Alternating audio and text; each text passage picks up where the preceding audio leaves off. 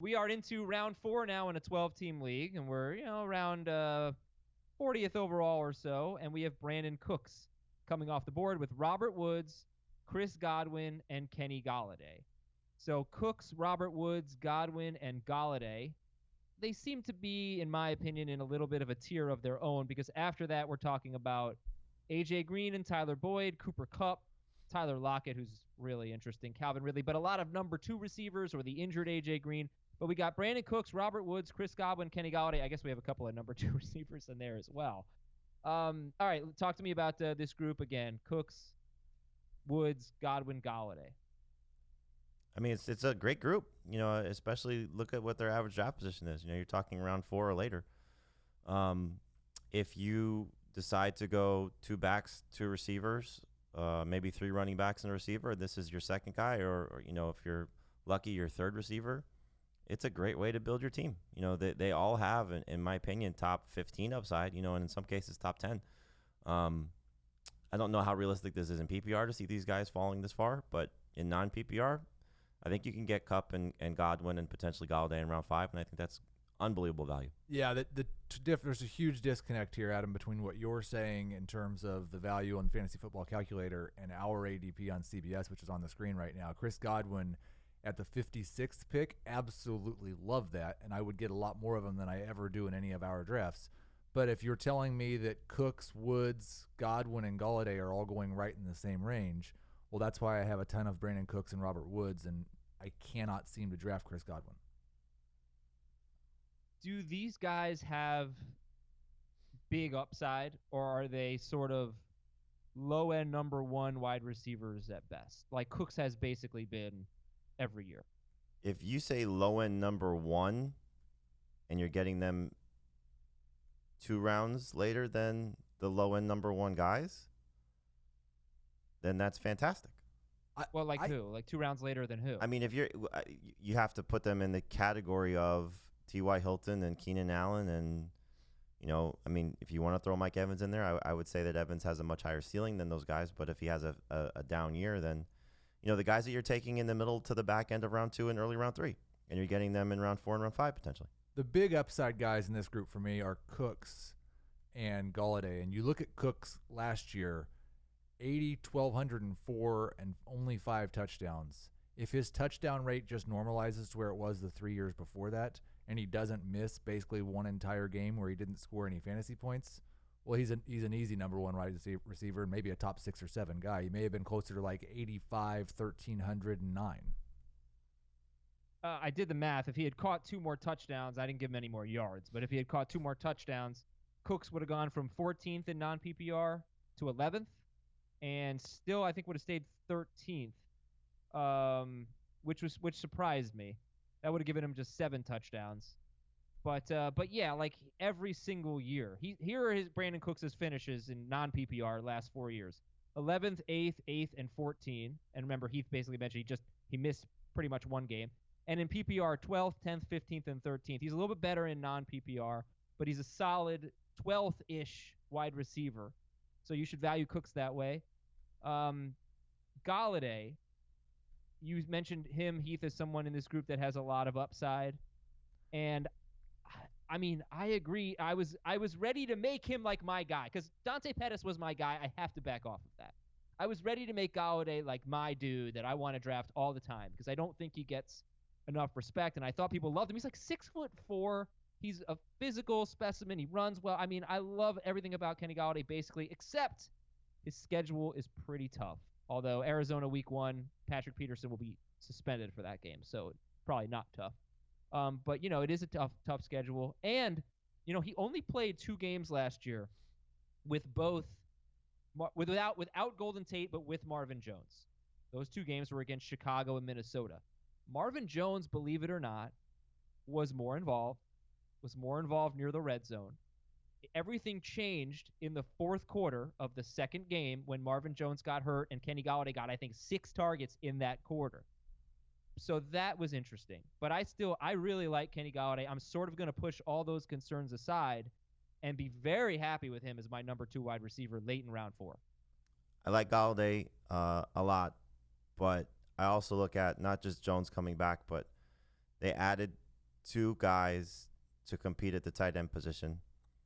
Obviously, Hawkinson is the one that you hope to see become the focal point, but I wouldn't discount Jesse James' role in just taking away targets from everybody as well. But like them plus Danny Amendola, that's not going to be Golden Tate. The 90 catches, 1,000 yards. No, but the offense is not going to be the same either. And I think that's the bigger concern for me is that you add in the extra mouths to feed, plus the fact that they want to be a little bit more run dominant and rely on their defense. And I think Galladay, what he did last year in terms of his numbers, I think is going to be something that is replicated, not necessarily exceeded. All right, well, he had 1,000 yards and 5 touchdowns. I'm hoping for more touchdowns. And last thing on that is Matthew Stafford had a broken back last year, and he had a terrible season. He threw for like 3,700 yards. He's usually a 4,300 yard kind of guy. He threw for 3,800 yards. So, all right. Anyway, I think Galladay sort of settled in his mid to late round 4 ADP. And Chris Godwin. He's an excellent number 2 receiver. How early is too early for Chris Godwin? I mean, 1 overall. Round 4 is too early for me. I'm happy to get him in round 5, and he's there in a lot of drafts, just not the ones we participate in. Yeah, I take him in round 4. I think you're going to get a big year out of him this season. Okay. That was what I said in 2018. I'm taking Godwin. In Bruce, I trust. All right, let's go to round 5 here, and let's talk about Cooper Kupp, AJ Green, Tyler Lockett, Tyler Boyd, and Calvin Ridley. 5 names: AJ Green, Cooper Kupp, Tyler Lockett, Tyler Boyd, and Calvin Ridley. They're going in round 5. And how would you rank them? AJ Green, Cooper Kupp, Tyler Lockett, Tyler Boyd, Calvin Ridley. Oh, just like ADP, fantasy calculator ADP. I would Jamie, go how would you rank them? Lockett, Kupp, Ridley, Green, Boyd. Ridley, Green, Boyd. And this is like a super tier. For me, Galladay and Godwin are in this same tier. But you start at AJ Green, which in my projections is my number 18 wide receiver now, and you go down to Ridley at 23. There are 5 points that separate that group. So I gave you an order. I'm mostly just taking the guy that's left of this group. Who has the most upside in this group? AJ Green, if he's healthy. Oh, yeah. Okay, so other than him, because that was, He's going to swing a lot of drafts that are going to happen in the next 2 weeks. He's so injury prone. Jesus, he's injury prone now. He's injury prone, but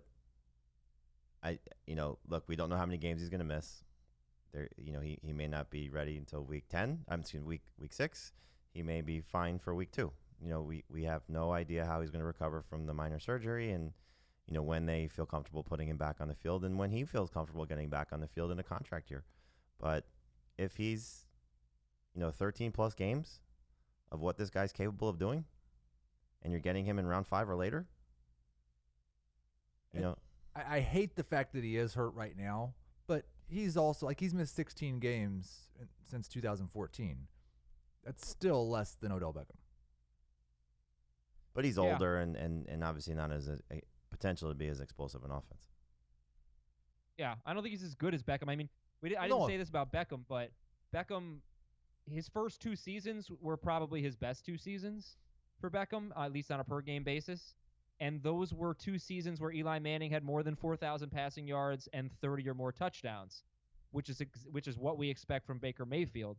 I know there's a target share question mark there, but I just think Beckham, we have not seen. He's never finished higher than wide receiver 4 for a season.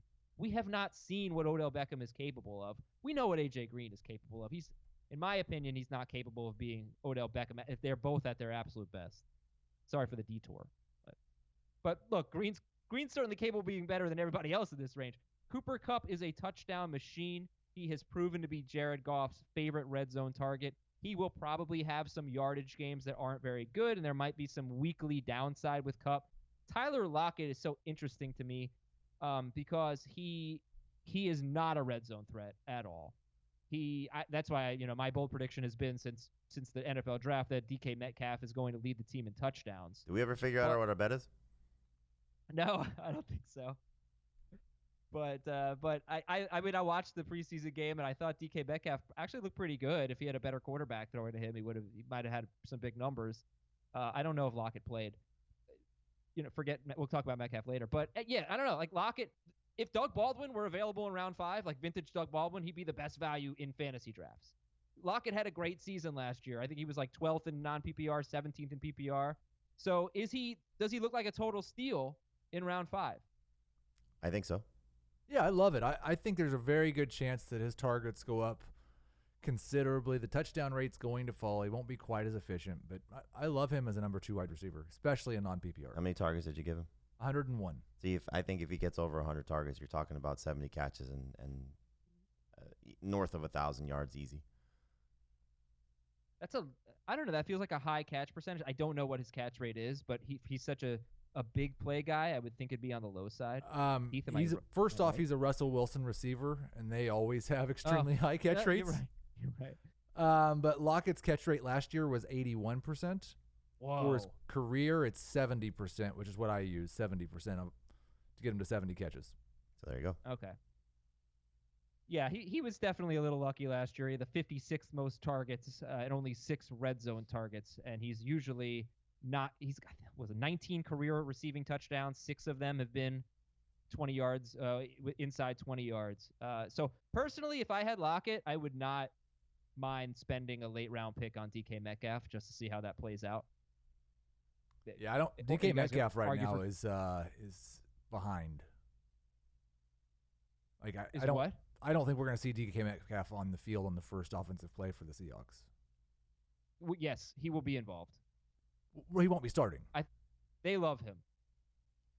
I don't care about. It's interesting. It's really interesting with him. You know, he's already battled an injury once. You know, that's a knock on him is that he couldn't stay healthy in college, and so will we see him fight through the injury problems that he may or may not deal with and overcome 2 guys that haven't exactly been very prominent in the NFL, but the Seahawks like them in Jerron Brown and David Moore. All right, last question on this group, and then we're going to do the mid-round to late-round upside picks. Tomorrow we'll finish up our wide receiver preview with probably rounds 10 and on after the top 100, whatever it may be. So Calvin Ridley, does he have a chance to be this year's Juju Smith-Schuster? Second-year receiver, good pedigree, good offense. I know he's got Julio Jones, but Juju had Antonio Brown. Does Calvin Ridley have that potential? I think the difference is that Atlanta's going to spread the ball around a little more than Pittsburgh did last year, and I don't think Matt Ryan's throwing 675 passes because we expect the defense to be improved a little bit. I did give him a boost in targets. He had 92 last year. I boosted him up to 109 just because he was so good. But Juju had 166 targets. Like, everybody would have to get hurt for the Falcons' defense again, and we might have to see an injury to Mohamed Sanu or Austin Hooper for this to work. Agree. Okay. I do feel like Ridley's a guy that I want some shares of. I just sort of excited about him. Oh, yeah. It's like the statistical argument is harder to make than just the God, I love him. I think he's a great player argument, Yeah. Because he was lucky with touchdowns last year. Well, I think you put him and Lockett and Mike Williams, all 3 kind of in the same. We know all 3 of them are going to see their touchdown rate come down. It's which guys can see their targets go up enough to make up for it. Lockett's the easy one. Yeah. All right, Lou, let's take a break here on Fantasy Football Today, our last break of the show. When we come back, the upside-o-meter for some important players that could make or break your season. We'll be right back.